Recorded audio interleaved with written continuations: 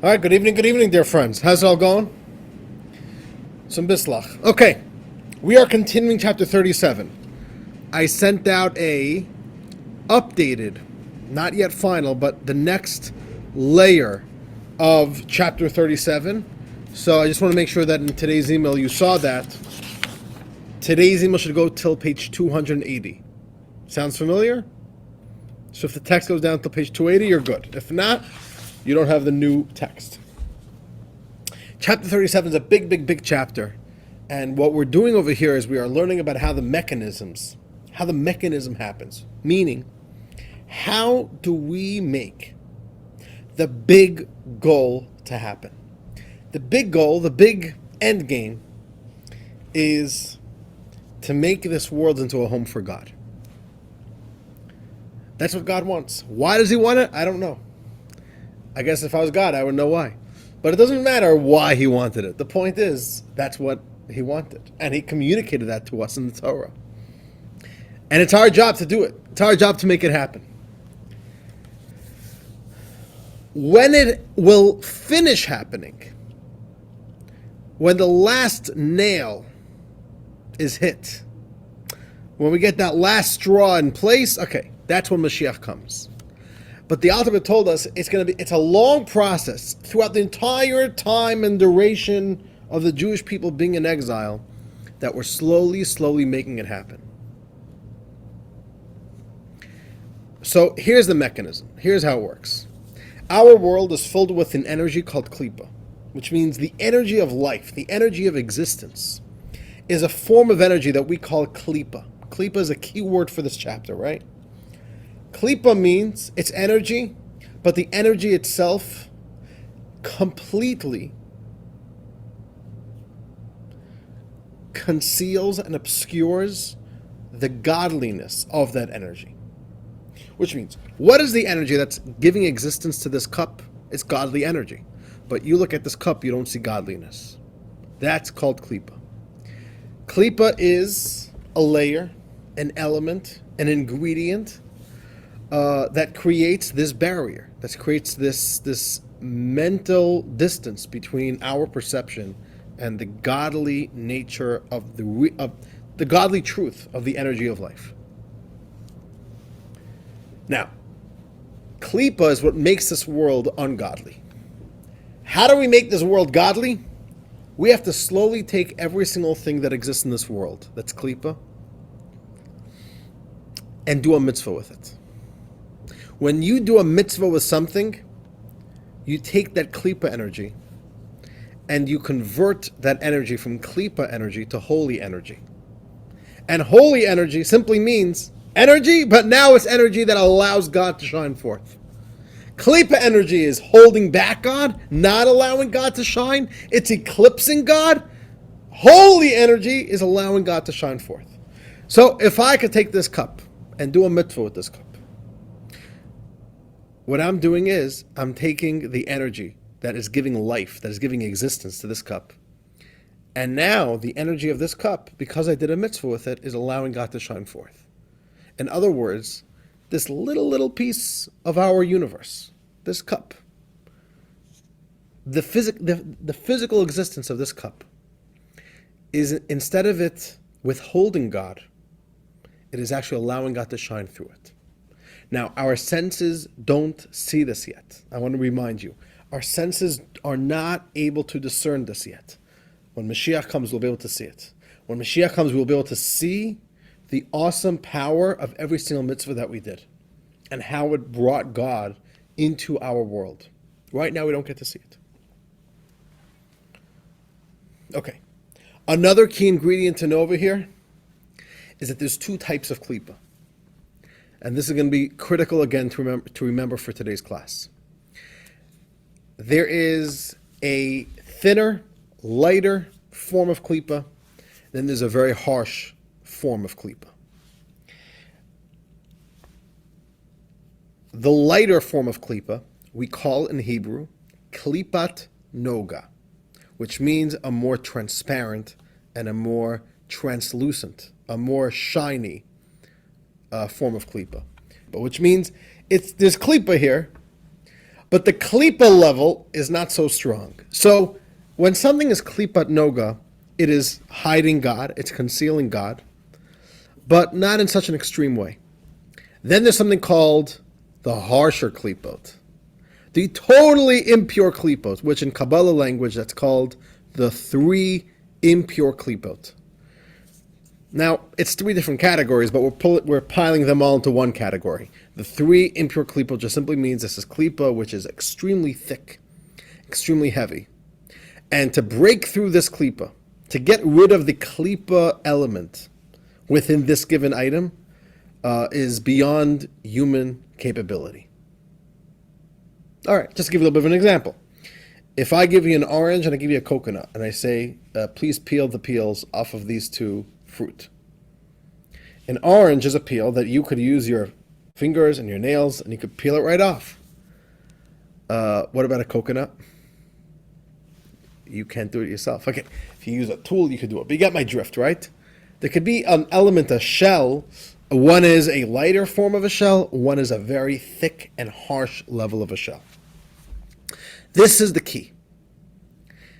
We need to engage with the klipat noga, with the lighter form of klipa. That is the only part of this world that we could elevate. Anything in this world that the energy of that item is from the three impure klipot, we don't have the tools as humans living on earth.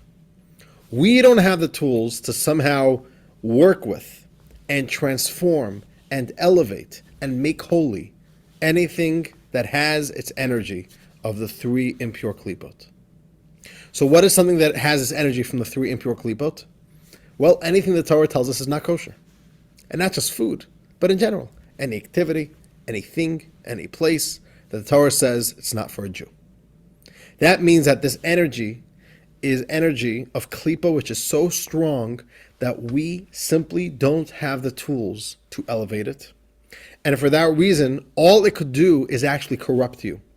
All you could do is get stuck feeding it, and you don't even get to ever release it from its klipa and to make it holy. So the Torah says stay away. That's not what you could do. So what do we do? The Torah says make tefillin. How do you make tefillin? What do you make tefillin with? Make tefillin with a cow's hide. What happens if you use a pig's hide? Can you make tefillin from a pig's hide? No. Why not? The answer is you can't make it holy. It's impossible. Because a pig, God decided to make this universe, and the spiritual laws of nature is that a pig is made with a different form of spiritual energy than a cow. A cow is klipat noga. So you could use its hide, you could use its meat to eat. A pig, its energy is from the three impure klipot. You don't have the ability to elevate it. And this is the key. We want to find every opportunity that we have, that we engage with klipat noga. Any experience, activity, thing that we have in our life, any behavior that we could do, which is, the Torah says this is something you could do. If so, we know that this is something which is bringing us in contact with klipat noga. And then how can we make that holy? How could we make that into a mitzvah? And when we do a mitzvah with klipat noga, we are transforming it. So anything that we come into contact, all physical matter, all physical experiences, including our own physical energy, the energy of our animal soul that gives us biological life. When we put that energy into a mitzvah, we transform it to become holy energy. I'll tell you a little story. This is beautiful. It's such a beautiful sentiment. There was a Chabad shliach who wrote to the Rebbe that he knows a Jew in his community who's starting to study Torah and getting closer to Yiddishkeit. And he asked this Jew if he'll put on tefillin, and the Jew said yes. So he said, oh, wonderful. He pulls out his tefillin, and this Jew sees what the tefillin looked like. It's a box with straps. He says, what is this? What is this made out of? And the shliach says, well, it's made out of a cow's hide and cow's leather and the scrolls and parchment from a cow. Even the strings, by the way, even the strings that help tie the tefillin box, touchite, is made out of the veins of a cow. Everything is 100% from a cow. And the Jew said, no way, I can't put on tefillin. I'm vegan, I'm vegetarian, I don't believe in cruelty to animals. I don't wear a leather jacket. I don't wear leather shoes. I can't put on leather tefillin. And this Jew said, I'm sorry, I can't put up a mezuzah. He's out of anything of Judaism that uses an animal. And the shliach said, what do I do? This is a big problem. This guy's ready to grow in Yiddishkeit, but this is becoming up. How do we help him get past this conflict? And the Rebbe says something so beautiful and so profound, and really so sensitive. There's such beautiful sensitivity from what the Rebbe said over here. The Rebbe said, please explain to this Jew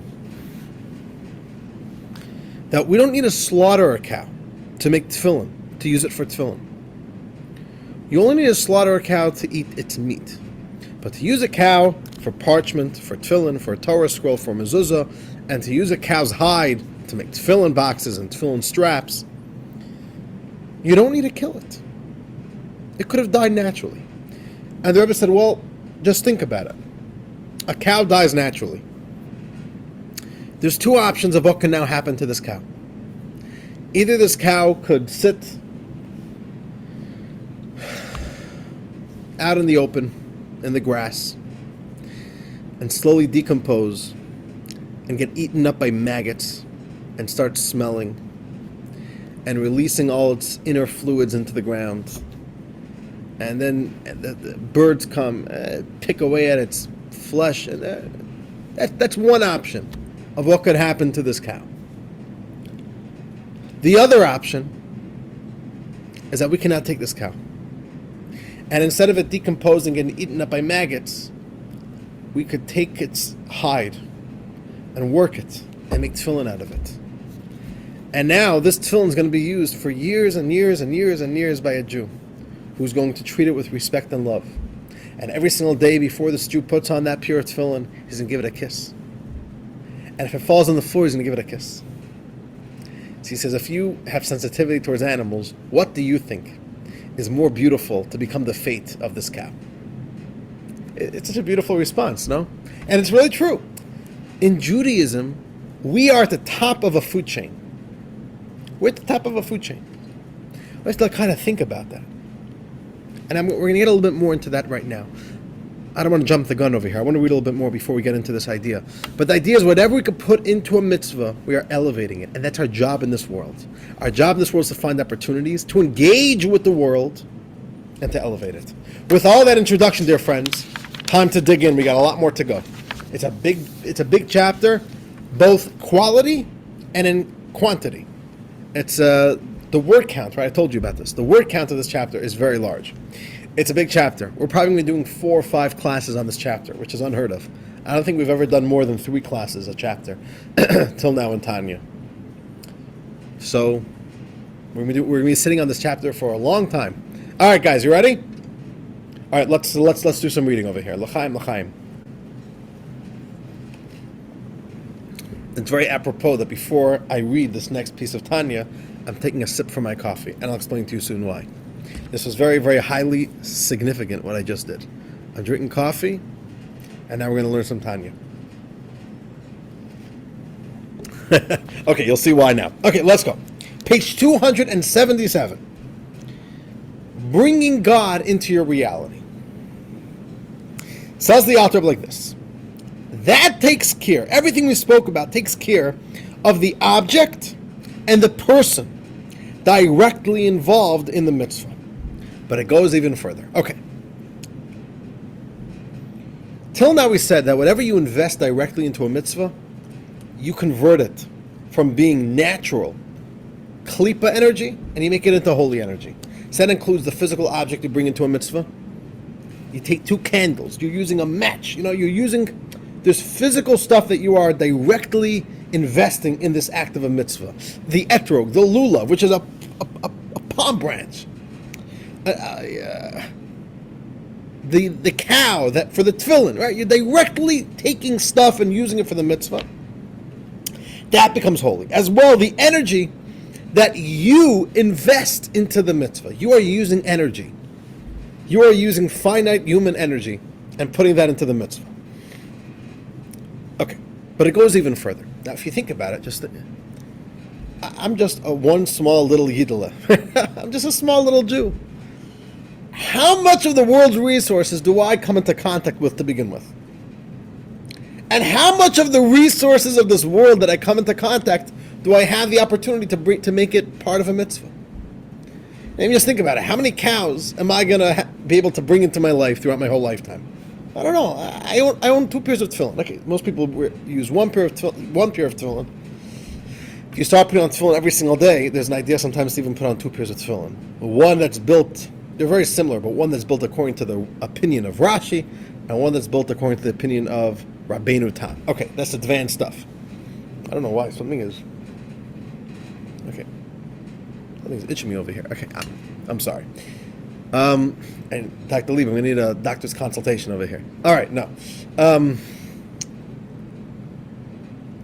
How much of the world's resources do I come into contact with? Even think about Sukkot.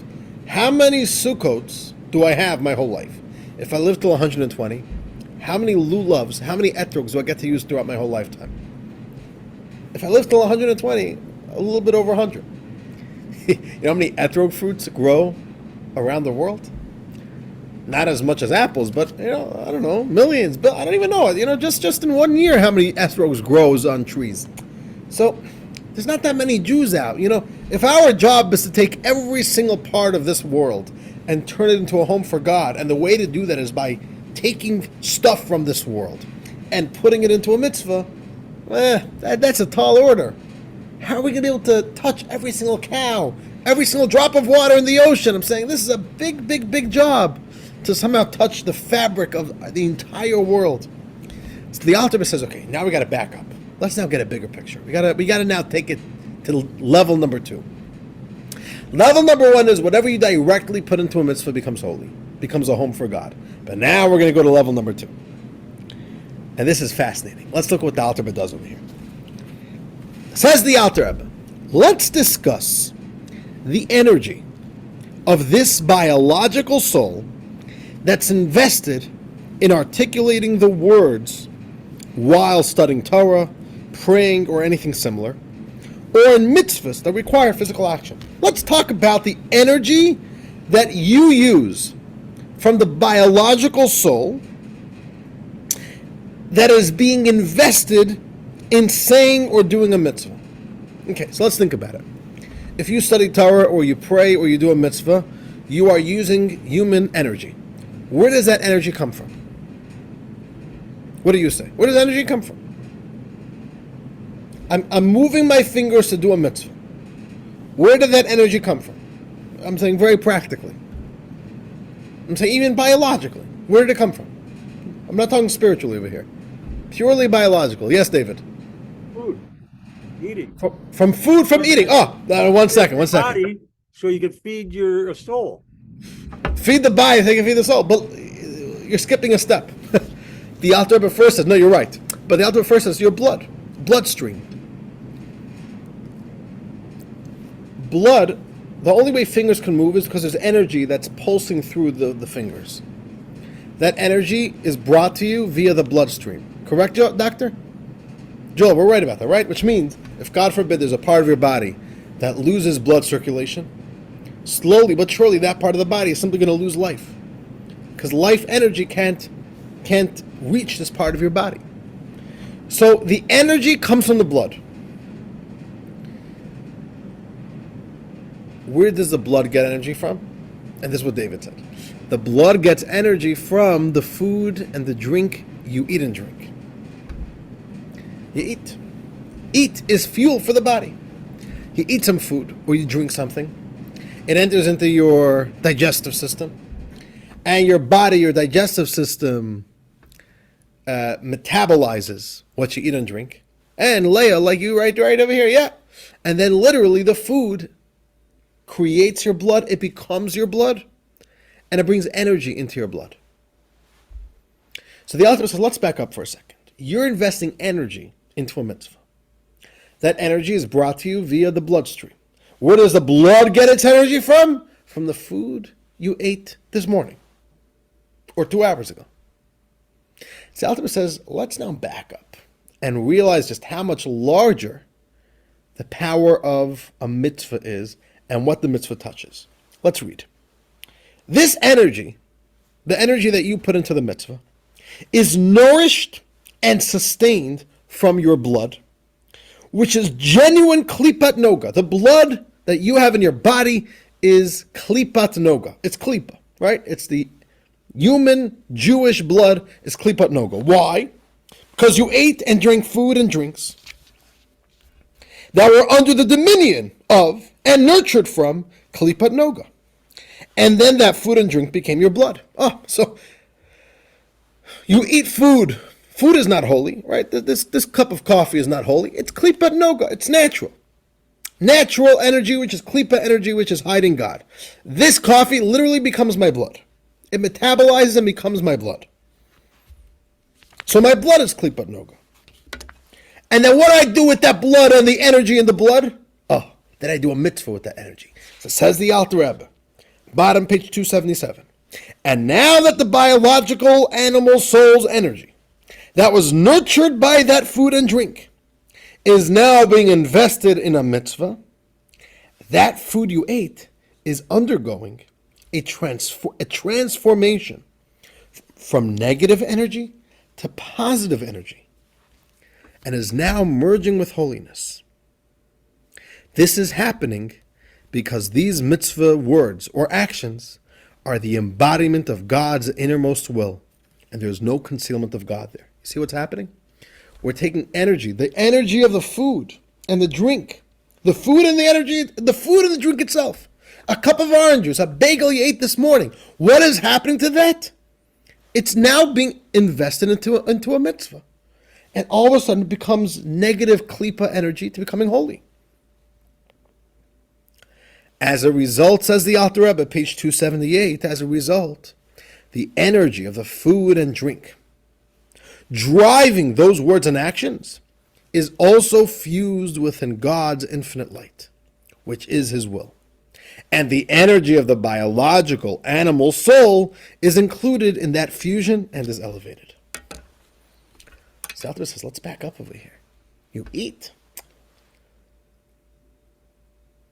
What you invest in a mitzvah is not only the physical object you do the mitzvah with, like the candle that you use to light a Shabbos candle, or the etrog that you're going to use to shake this year on Sukkot. It goes way beyond that. The Alter Rebbe says the fact is you have energy to do this right now. Where did that energy come from? It came from breakfast. If you had a kosher breakfast, then what just happened? This breakfast that you ate this morning, which it wasn't a holy breakfast, you're just eating breakfast. Why am I eating breakfast? Not because I'm being holy. I'm eating breakfast because I'm hungry. And it's sunny side up. If you have a sunny side up with an egg, the egg is kosher. And you put some salt, the salt is kosher. The pepper's kosher. But the egg and the salt and the pepper is not holy. But I ate that egg. And because I ate that egg, therefore, I had energy. And now I use that energy to put on tefillin. I use that energy to study some Torah. You're not just, you're elevating the food. You back up over here, right? You see what's going on over here? There's a nice little Hasidic story. There was a Jew, a very spiritual Jew. And he lived a little bit over 100 years ago, more than a little bit over 100 years ago. And he lived in the times of the fourth Chabad Rebbe, whose name was Rabbi Shmuel of Lubavitch. And this Jew, he was a very spiritual Jew, and he would wake up in the morning, and he didn't want to eat breakfast in the morning. He would never eat or drink anything before he prayed. He wanted his first thing that he does in the morning to be to go to shul and to pray. And he wouldn't just pray for an hour. He would go to shul and put on his talis and his tefillin, and he would sit there and meditate, and it would take him hours to daven. He was a very spiritual Jew who was already in his older years, an elderly Jew, and he was very meditative and spiritual. And at one point, he was getting a little bit older, and he wasn't eating for so many hours, and he was davening for so many hours. And at one point, he was sitting there in the shul, and he got a little bit lightheaded, and he passed out. Ever happened to you? You passed out from davening for too much? These are life goals here, no? Okay, I don't know if it's actually life goals, but in any case, all right, so the caretaker of the shul says, oh, no, the guy fainted. Here, they revive him. He didn't really faint. He passed out a little bit.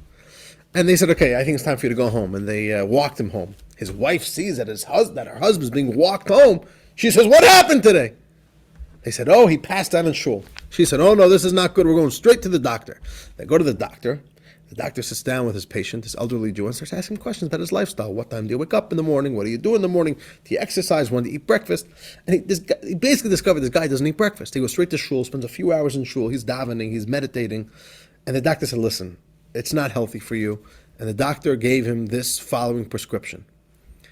First thing in the morning, before he goes to shul, he needs to eat a bagel with butter, okay? Now, the story actually says a bagel. So, which means over 100 years ago, Jews were eating bagels. Historical record. This is a real story. Okay. And this Jew said, no way. I'm not starting my day with eating breakfast. I'm spiritual. I daven first thing in the morning. No way I'm eating. You want me to eat a bagel with, not just a bagel with butter? What do you think? I'm crazy? I'm gonna pollute my life with materialism even before I daven? No way. And the wife says, listen, the doctor said, and you passed out, and it's not healthy for you. He said, no. And the wife said, okay, let's go to the Rebbe. Let's go to Rabbi Shmuel of Lubavitch. Let's ask the Rebbe what he says. So they go to the Rebbe, and they tell the Rebbe the doctor prescribed he should eat a bagel with butter. I don't know if the doctor said it should be toasted or not. Right? I don't know if he said toasted. but the chassid doesn't want to do it. And the Rebbe turns to the chassid and says, what does it bother you that a bagel with some butter wants to be part of your davening? What does it bother you? Meaning, that's the whole point.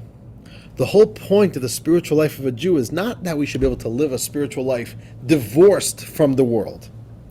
Life goals, spiritual life goals, is not to get detached from reality. It's the opposite. It's to be a full-fledged member of our world. And you have a home, and you have the bills to pay, and you have the food you eat, and all the physical activities that life demands. But yet, you're not living a materialistic life. You're living a life surrounded with materialism and physical experiences. But the whole point is to elevate it. And the Alter Rebbe says, ooh, this is the big idea.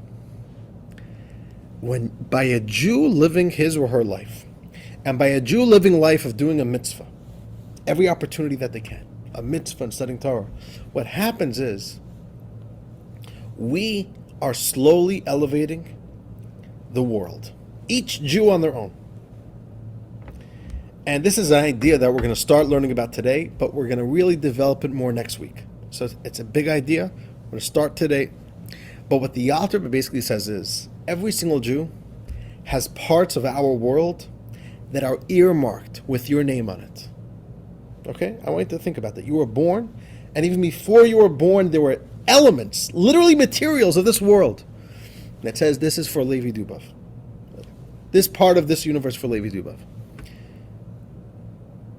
And when you do a mitzvah, beyond what you actually invest directly in the mitzvah, we are a product of our surroundings. We don't even realize just how much of the universe we carry with us. How much investment has been put into the most benign experience we do. For example, eating a sandwich. There was a guy, he wrote a book about this. I think it was in California. There's a guy, and he wrote a book on an experience, on a journey he took. He said he wants to make a sandwich, but he wants the sandwich to be entirely homemade. How do you make a homemade sandwich? Usually, if you want to make a homemade sandwich, you go to the store, you buy bread. You don't buy a ready-made sandwich. You buy no. He's not going to no stores. He's planting his own wheat. He's making his own flour. He's getting his own water from the river or from the ocean. He's not. If he wants to have salad, he's going to grow his own lettuce, tomatoes, his own tomatoes. No. It took him like over a year to make one sandwich. But it makes you realize you're eating a sandwich. When you eat a sandwich, you think, I'm just eating a sandwich. No. There's 12 months of investment that went into making this sandwich. Now, maybe you didn't make that investment, but somebody did. You eat an egg. This egg didn't just appear in your fridge. This egg was laid in Kentucky, in a farm. And there's people busy feeding the chicken, developing the farm, and then the chicken lays an egg. And then there's trucks that are coming and schlepping and coming, and You know how much gas was spent for this piece of egg, for this egg? And then the egg makes it to your table. I'm saying, there's a long process here, says the Alter Rebbe. And what the Alter Rebbe says is, you are the end of the line. Every single Jew is the end of the line for all the materials that are destined for you. All roads lead to Rome. You are the end of the food chain. And then it's a question of, what are you going to do with those resources? I don't want to give too much away. Let's begin learning. Part 2 of the chapter on page 278. Part 2, bringing God into the physical world. How are we doing with time? Okay, we don't have that much time. We got to get going over here. In this way, says the Alter Rebbe, the entirety of Klipat Noga, which is the principal life force of this coarsely physical world, is being elevated. Oh, think about it. The moment you realize that a mitzvah captures not just what you directly invest in the mitzvah, but the whole backstory of where does the energy come from? Where does all this come from? We are actually, by doing mitzvahs, touching and transforming the entirety of this klipa energy of our world. Oh, and for this, we need to really start digging in. It says out there like this. The process requires the entire neshama and godly soul that is within all the Jewish people.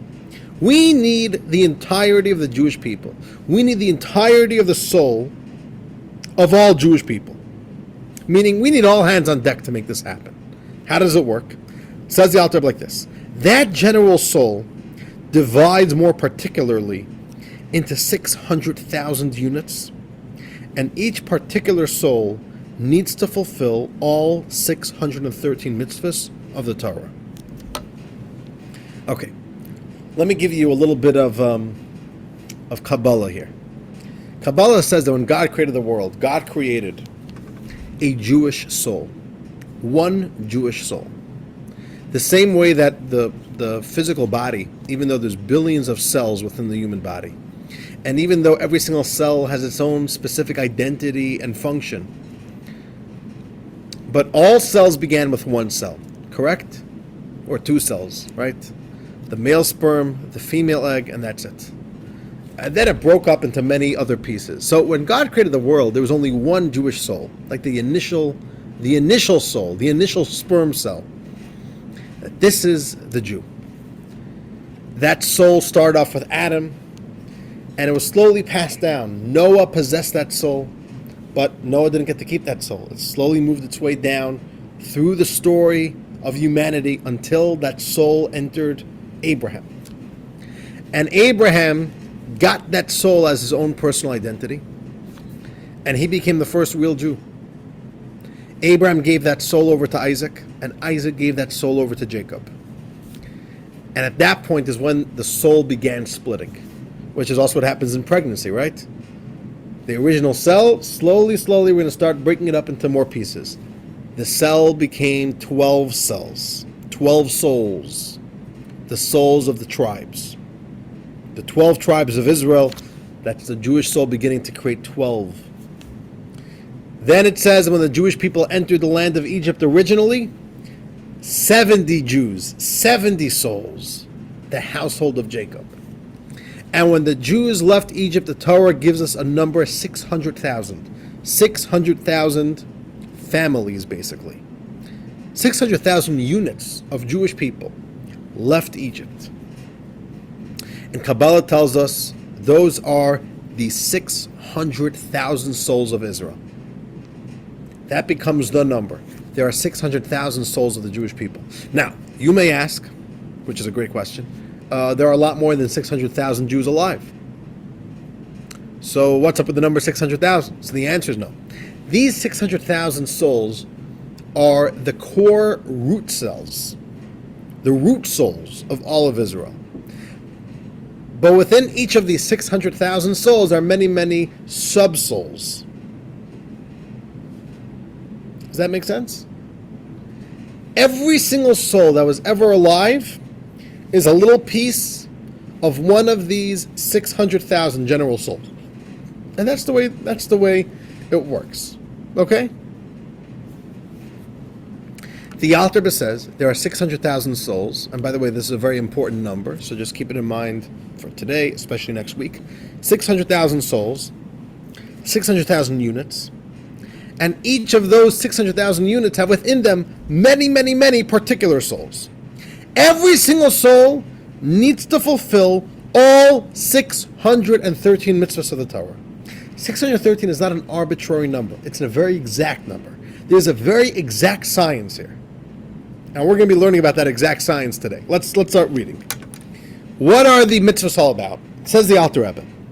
The 365 prohibition mitzvahs, all the mitzvahs where God tells us, don't do this, don't do that, they correspond to the 365 arteries through which the blood of the biological animal soul flows through the body. So, Kabbalah tells us that the human body has 365 main arteries, and those are the arteries that bring the blood, which carries the energy of the animal soul throughout the entire body. Keeping these prohibitions protects those arteries, ensuring, this is a big idea, follow closely, ensuring that they do not carry and be nourished from the life force of the three completely impure klipot. For all the 365 biblical transgressions, plus their branches which were established by the rabbis, emerge from these three completely impure klipot. The first thing that we have to make sure to do is to take good care of ourselves. Let's call it spiritual health. There are 365 specific elements and components of the bloodstream, of the energy stream of our animal soul. Animal soul energy is very important energy. We want to preserve that energy, and we want to make sure it's not getting corrupted and contaminated. Animal soul energy could become holy if we do a mitzvah with it, because animal soul energy is klipat noga, the type of klipa that we could make holy. The Torah says don't do any sin. What's a sin? A sin is a way that we introduce very unholy and a much deeper form of klipa into our energy stream. That's a problem. Once we invest some of our animal soul energy into the three impure klipot, we contaminate that part of our energy stream, and it makes it very, very difficult to be able to do a mitzvah with it. We need to be able to take energy and make it holy. But if we take that energy, which is neutral energy, klipat noga energy, and we downgrade it, and we make it get stuck in the three impure klipot, we lost the ability to correct that. We lost the ability to elevate that energy. Let's read what the Alter Rebbe says. For once energy, bottom page 278, for once energy of the biological animal soul is infected, I like that word, an infection. Once it's infected with the impure energy of the three impure klipot, it can no longer be elevated to God. That's because, page 279, that's because these impure klipot can never be elevated. Rather, they need to be completely nullified and eliminated. As it says, I will remove the spirit of impurity from the earth. So the first thing we want to do, we are looking to make opportunities to make the world holier. When we take some of our own energy and we do a sin, a prohibition, and we engage with the three impure klipot with our energy, what we're taking energy that could have been made holy. We're taking energy that could have been energy that would bring God into this world. And instead, we're doing the very opposite. We're taking that energy and locking it up into the three impure klipot, and it's a lost opportunity. So the prohibitions are there to protect our own energy. And let me just foreshadow here a little bit. We're not just looking to protect our own energy, we're looking to protect the energy from the world that has become our own energy, right? We are the gatekeepers. We are the preservers of the energy of the world, because ultimately everything is feeding into us. So that's what the prohibitions are about. The prohibitions are there to make sure that we don't squander good resources. Oh, And then come the 248 affirmative mitzvahs, the positive mitzvahs, where the Torah says, do this, do that, do another thing. Let's read. The 248 affirmative mitzvahs, on the other hand, they extend the infinite light downward. They bring God downward. In doing so, they elevate the entire structure of the biological animal soul that is within the 248 limbs of the body up towards God, bonding it and uniting it with Him in perfect unity. Oh, you see this? 248 mitzvahs for 248 limbs. Every mitzvah takes another limb, another part of our body, and it brings it up to God. And by doing a mitzvah, they actually become a single entity with Him, just as it originally arose in His will that He should have a home in the lowest realms. Oh, when you do a mitzvah, your physical body and your physical energy of your animal soul all of a sudden becomes a home for God. And now your limbs are like a vehicle to God, just like the forefathers were. So let's think what's happening over here. We have energy in our body. We have animal soul, biological energy. I'm able to move my hands. I'm able to move my feet. I can run. I can think. I have stamina, whatever. Right? I have energy. All that energy was fed to me from the world around me. So now I am the epicenter of a massive process of energy feeding its way into me. And now I am the critical juncture that gets to decide what's going to happen with that energy. A bad thing to do is to take that energy and squander it and use that energy to do something the Torah says don't do. And we engage with the 3 impure klipot. And once we take energy and we put it into the space of the 3 impure klipot, it gets stuck there. We don't know how to take it out. It becomes trapped there. And that's just really sad. We are the gatekeepers of our world. We are gatekeepers of the energy of life, and life is giving us energy. And then we get to decide what are we going to do with that energy. So step number 1 is don't waste the opportunity. And it's not just an opportunity, it's a shame. There's good energy from the world. We could have used it for a mitzvah. We need to use it for a mitzvah. We need to make it holy. We need to make God a home in this world, but we lost the opportunity because we invested that energy in the wrong place. So number 1, don't waste it in the wrong place. And then number 2, use it for the right thing. It's like if you have money. Don't waste the money. If you waste the money, you lost the opportunity to use that money for a good thing. So number 1, don't waste it. Number 2, do something good with it. What's the good thing? Use that energy to do a mitzvah. 248 mitzvahs. Each mitzvah takes another form of your physical life, another limb, and another form of animal soul energy, and it lifts up to God. And all of a sudden, God is shining within that physical. And again, the Alter Rebbe says, it's not just your body, it's not just your soul, it's all the energy that you have accumulated, which is feeding you at this moment.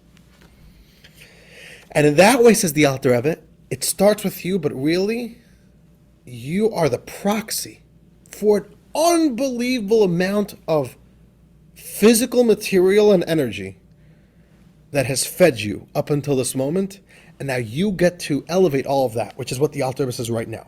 This is a critical idea here. Here's the key plot point of this chapter. And once the entire biological soul of the entire Israel becomes a holy vehicle for God, then the entire life force of this world, which is presently Klipa Noga, will also come out of its impurity and filth.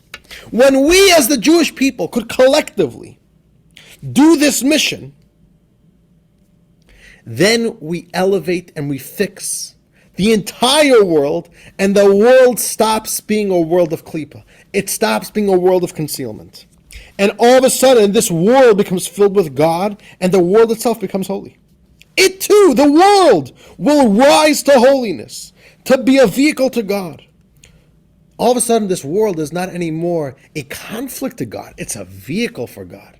It's a conduit. God is flowing through in this world, so that His glory will be unveiled and all people will see together. All flesh, all people will see together. He will appear to them in his awesome, magnificent intensity, and the glory of God will fill the entire earth. The Jewish people will have a direct view, just like it says about the giving of the Torah. You have shown yourself so that it will be realized that God is God, there is nothing else. When we do this, and we do our part, to be the gatekeepers, to be the preservers, to be the gardeners of our world, all right, we need to protect the environment. This is exactly right. This is spiritual environmentalism. This is spiritual environmentalism, holy environmentalism. We create this change, not just within ourselves, but within the entire world. And we take all the Klipa Noga in this world, and all of a sudden Klipa Noga itself becomes holy. And then what happens? When we take all of Klipa Noga and elevate it, says the Alter Rebbe, and here's a very interesting point, bottom page 279, and then, as a consequence of this transformation of Klipa Noga, the three thoroughly impure Klipot will be completely consumed and annihilated. When we elevate all the Klipa Noga of our world, all the really bad Klipa just simply disappears. Why? That is because these Klipot presently rely on Klipa Noga as the medium to nurture their vital energies from holiness. This is a big idea, which we're not going to get too much into right now. But the way the three impure Klipos get energy is by getting it from Klipas Noga. And Klipas Noga is the medium. Because Klipas Noga is a little bit Klipa and a little bit holy, it can get energy from holiness and feed and sustain and give life and existence to the three impure Klipot. The moment there's no more Klipat Noga, the three impure Klipos loses its life source, and it just withers and dies away.